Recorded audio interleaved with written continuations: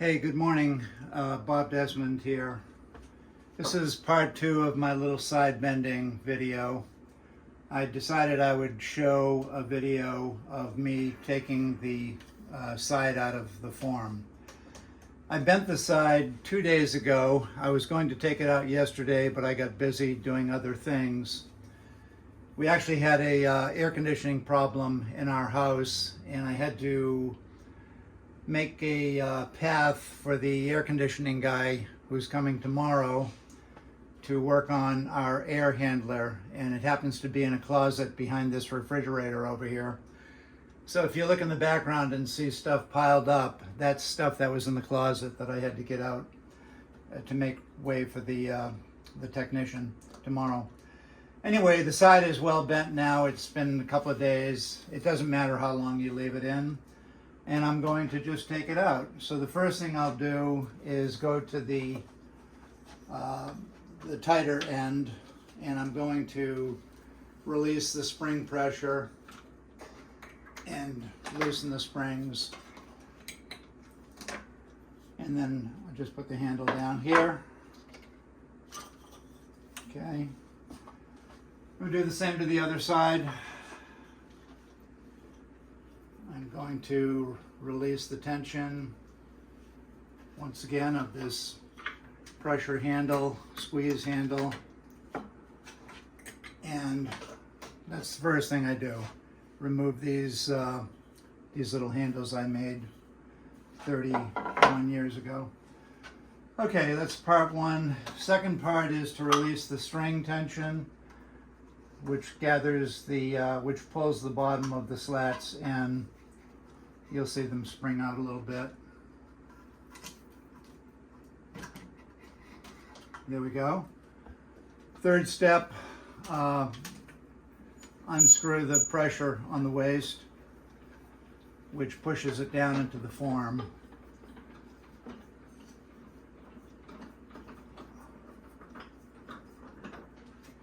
Now I will lower the bar, which is the tension bar going to the up position. This brings the whole thing back down. Next step is I have to remove my block here, and I'll show it to you in a second. It's hard to see from that side.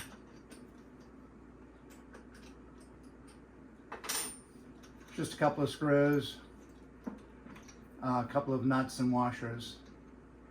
There's one.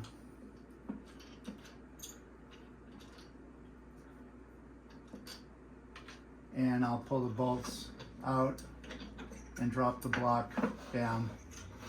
This is the actual block that puts the downward pressure onto the metal slats, forcing the side into the deepest part of the concavity of the form. Okay, you can see how it's shaped.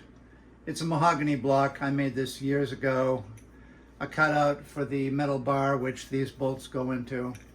So I'll take that off. Very simple. Now I'll pull out the top slat. This comes right out.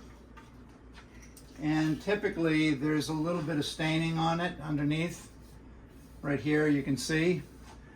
And I will remove that. I will clean that with lacquer thinner. And then I'll take it into the kitchen and wash it, just so I have a nice clean slat for bending the next side.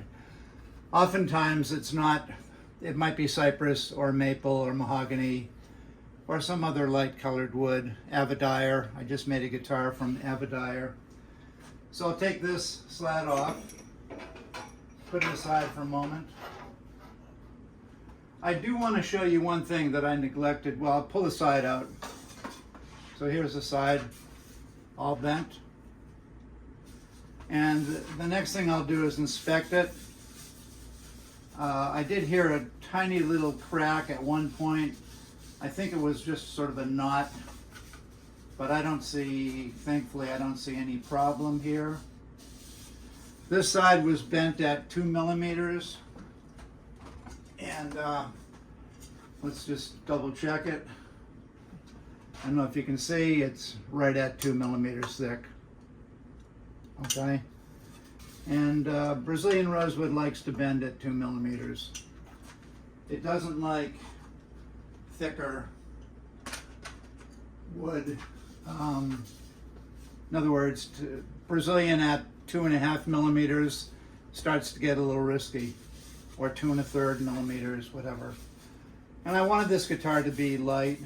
This is the left side, so it would be in this position when I'm playing the guitar or finger picking the guitar, playing classical music, whatever. There's one side. I will put this in one of these forms.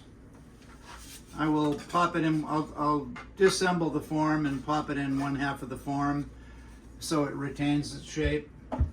I'll do that in a minute or in a few minutes. So we've got one Brazilian side bent and we've got one more to bend. This is the other side. We started with this and this is how we ended. And off the topic just a little bit, I just glued together a 3-piece back for this very guitar. The rosewood all of this rosewood is the same plank of the sides. It's all the same wood. The thing is, this rosewood had sapwood in the middle. I didn't like it. I don't like sapwood unless it's really cool. And in this one it wasn't cool, but I liked the rest of the wood. So I cut the sapwood off. I had 3 sides for this back set. When the guy sold it to me, it just, luck of the draw, this particular set had 3 sides. So I took one of the sides and I used it for the middle section. There's a little bit of a stain going across here. That'll sand right out when I put it through the sander. So there it is, all glued up. There's a piece of wax paper on the back. And I had a wax paper on the other one too. I already pulled it off. And this is the face. This will go out. I'll put this through my sander, clean it up, and then cut it out. Okay? So I wanted to explain just one thing that I left out of the first video. Here's the bottom slat. Okay? And once again, there's a little tiny bit of staining on it, which I'll clean with lacquer thinner. But the one thing I really neglected to discuss as I watched the playback is this bar, okay? This bar is a indexing bar, and actually these 2 pins index perfectly right into the, see how they index into the slat, okay? So this bar is pushing up, and the block, which also has holes in it, this block has holes in it, which line up with those pins. So I can do it here. There you go. So you can see how this sort of works, okay? Exploded view type of thing. Hopefully you can see that. I'll hold it back here a little bit. So the bar is pushing up and the block is pushing down and forcing this whole thing into the form, okay? So very important that these indexing pins, you can see how they work. And of course there's holes in the top slat as well.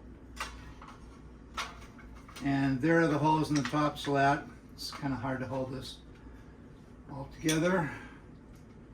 And then these holes in the block index in just like that. And of course the wood, the rosewood is in the middle of these 2 slats. So you can see how that goes together. Hopefully, no problem, okay? I just wanted to further explain that because when I watched the playback of the video, it was a little vague. And when you make these quick little videos off the cuff, you sometimes leave things out. So I'm just going to put this back in for now. And yeah, everybody's seen how these things work. This form comes out.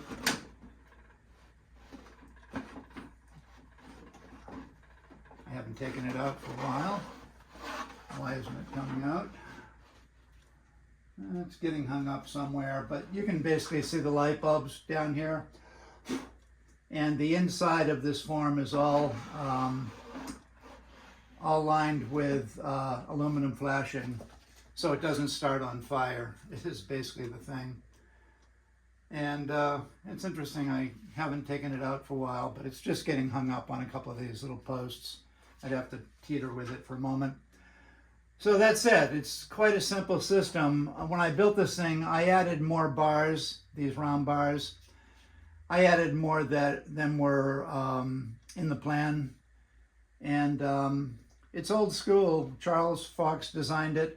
I made this part wider than his.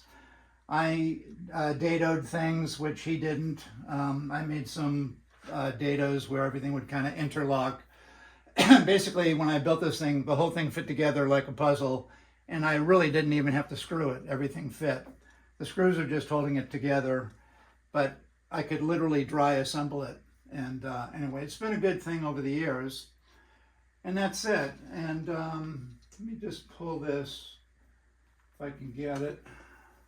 I'll just pop this in.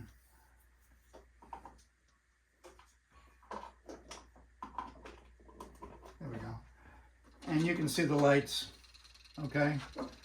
There's 1, 2, 3, 200-watt light bulbs. So there's 600 watts of heat coming out of these bulbs.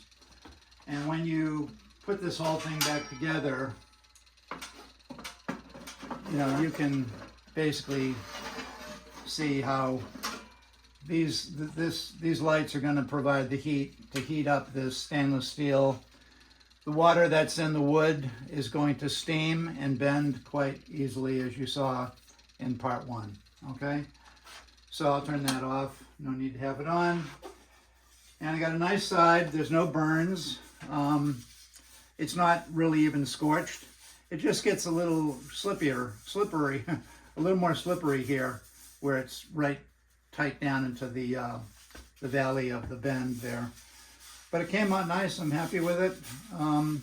This Brazilian has a few knots in it. They make these little iridescent things in the wood. It is what it is. Brazilian, you accept it for what it is and you use it. And I have enough Brazilian for probably 30 more guitars. But since I'm winding down my building career now, I will never use all the Brazilian or all the Indian and all the other species. I'm going to end up with a wood pile that I'll have to sell. So anyway, yeah, I'm winding it down now. I'm 69 and I love doing it, but I think it's time to move on to greener pastures, as they say. But it's hard to stop because I enjoy it. Anyway, that's it. Bob Desmond signing out. I don't think I left anything out now. And once again, important, these indexing pins. They keep everything lined up so that the steel is always bending in the same place. And yeah, it works well for me. So, all right, Bob Desmond signing out. Take care now.